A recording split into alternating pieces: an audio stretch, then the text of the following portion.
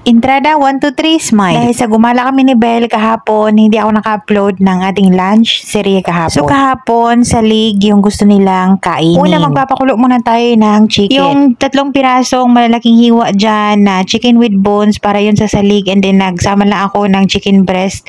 Meron akong gagawin dyan palaman. Naglagay lang ako dyan ng paminta, sibuyas, bell pepper, and bay leaf. Oops, 1, 2, 3, smile. Ito namang 2 pieces ng chicken breast ay hiwain natin yan pa strips at nag-request sila ng Santa Fe salad.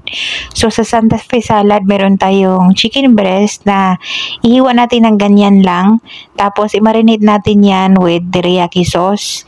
Yung teriyaki sauce ko ay ready to use na yan, naka-bottle na binibili. Pwede naman kayong gumamit ng homemade teriyaki sauce.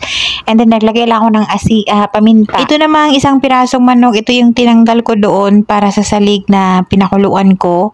Ipabray natin yan with water, asin, paminta at garlic. Gagawin ko yung fried chicken para yan kay Belle.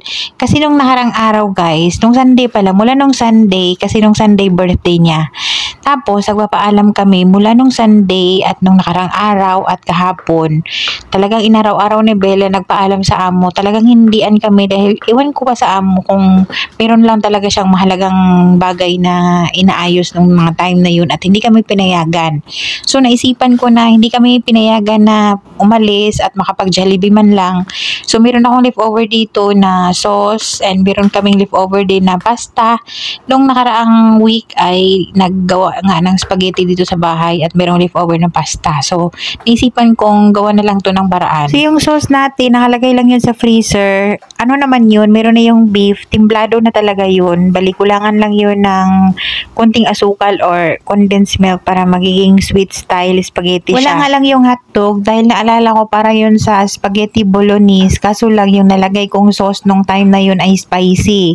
Kaya tinimplahan ko at nilagay ko sa freezer. Kaya sakto, makagawa tayo ng spaghetti. So, nag-add lang ako dyan ng hotdog. Chicken franks naman yan na hotdog. Tapos, gumamit ako ng butter. Nag-isa tayo ng sibuyas at bawang. And then, tinimplahan ko lang yan ng light soy sauce. Nilagay ko na yung sauce na naka-frozen na at tinunaw ko lang yan sa pot.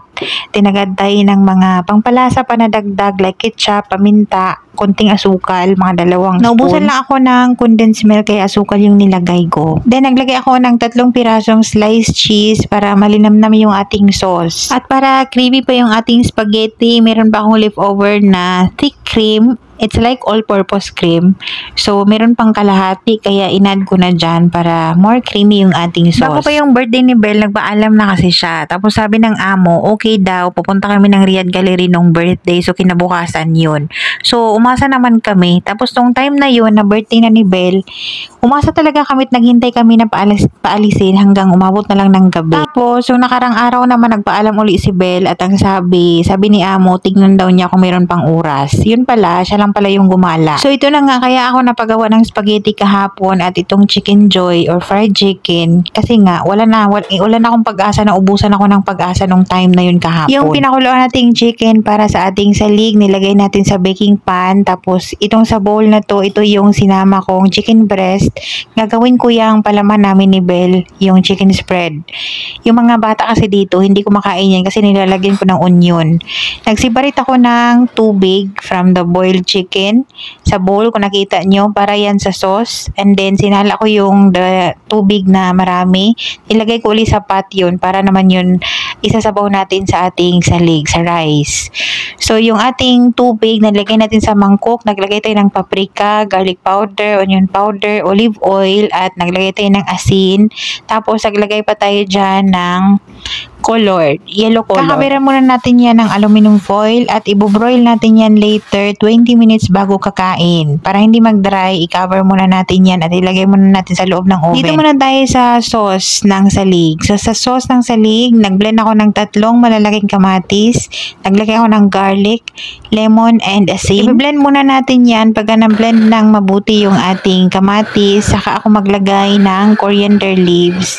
I-blend muna natin yung mabuti para hindi ma-blend ng matagal yung coriander leaves para hindi siya masyadong matapang yung amoy. O may bata pang nag-hi. After na blend yan, ilalagay muna natin yan sa lagayan para ilagay muna sa fridge habang hindi pa kumakain yung mga amo. Sinunod ko namang iluto yung ating nakamarinate na chicken para sa ating Santa Fe salad. Madali lang naman lutuin yan. Naglagay lang ako ng konting olive oil sa pan and then lutuin lang natin yan until maiga and mag-caramelize. Ganito na yung itsura niya. Tapos palamigin muna natin yan bago natin ihalo sa salad. So yung ating Santa Fe salad, una ay naglagay tayo ng lettuce. Kinat ko lang yan ng bite size. Tapos pa-cubes yung cut ng kamatis. Naglagay tayo ng red beans and corn. Gamit ko ay red beans in can and corn in can. Tapos sinunod kong ilagay yung ating chicken na niluto natin sa teriyaki sauce. And then ilagay muna natin yan sa fridge. Kinabiran ko yan ng cling film muna. Itong tortilla bread na to ay pinirito ko yan. Dapat crispy, pero mamaya pa natin yan ilagay bago iserve. Sa sauce naman, naglagay tayo ng lemon, garlic, coriander leaves na fresh. Naglagay tayo ng honey.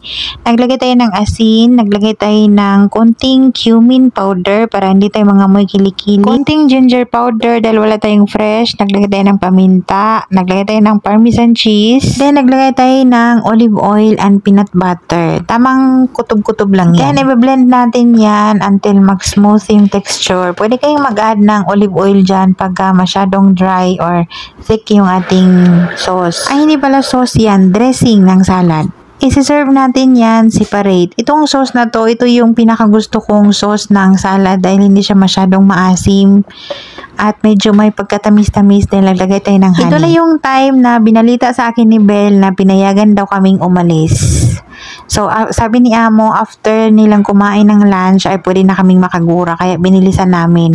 So, yung spaghetti sauce, binalik ko sa lagayan and sinalpak ko yun sa fridge. Pati itong naka-brine na chicken para talaga to dapat kay Belle. Kasi ako, kumakain naman ako ng salig and pwede akong kumain ng mga chicken doon sa salig na kung ano yung natira ng mga amo. So, since na birthday nga niya, kaya ginawan ko siya ng fried chicken. Pero, naudlot yun, hindi namin kinain. So, kanina namin yun kinain ni Belle yung chicken at yung spaghetti. Kasi nga, kahapon ay natuloy yung Jollibee namin. So, yung salig naman natin, gumamit ako dyan ng Calrose rice or short grain rice. Tapos, yung sabaw niyan is yung chicken stock. Yung ginamit natin kanina, pagpapakulo ng karne. And then, naglagay ako ng 1 cup na powdered milk. Pero, pwede kayong gumamit ng fresh milk or kung anong liquid milk na meron kayo dyan. And then, pag thick na siya at maluto na, konti na lang na maluto na siya or malapit na siyang maluto, ang gulo, no? Naglagay ako ng 1 can na cream or all-purpose cream or analog cream. Analog cream kasi yan dito. And then, ito naman yung Mistika. Nagtunaw lang ako ng butter sa maliit na pan. And then, itutunaw or i-melt natin yung Mistika and then saka natin ilagay dyan sa salig. So, dapat yung consistency nito, ganito lang siya, hindi masyadong runny, hindi masyadong thick din kasi pagka nahain yan ay lalong mag-thick pa yan. Oops, 1, 2, 3, yung pampalasan yan, asin at naglagay ako ng isang broth cubes. Yung kain namin ni Belle kahapon na sa bandang alas 4 pasado na mag-alas 5 na yun kasi pinakain pa namin yung mga amo, nagugas pa kami ng plato. Kasi nga pagkakakain kami sa bahay, hindi na kami makakain doon sa Jollibee, busog na kami. Okay na to. Kumain yung mga amo na sa bandang alas 3 dahil hinintay ba yung amo kong lalaki. So yung salig dito sa bahay, ganito yan isi-serve. Dati hindi ako kumakain talaga ng salig pero kamatagalan din nasarapan na rin ako. It's like lugaw sa atin na creamy lang siya dahil meron siyang cream and meron siyang milk. Yung ating chicken ay naka-broil yan until mag-golden brown yung top. Ganitong itsura niya. So itatap natin yan sa salig. And ginakain nila yan with yung blended tomato salad. Tapos, hindi mawawala yung tabasco na green. Hinahanap yan pati yung mga bata. Itong salig naman, favorite to ng pangalawa naming alaga. Yung si Abdul Ila. So, yung panganay naming alaga, hindi siya mahilig sa salig. Pero kumakain naman siya. Kaya nag-request si amo ng Santa Fe salad para sa kanya.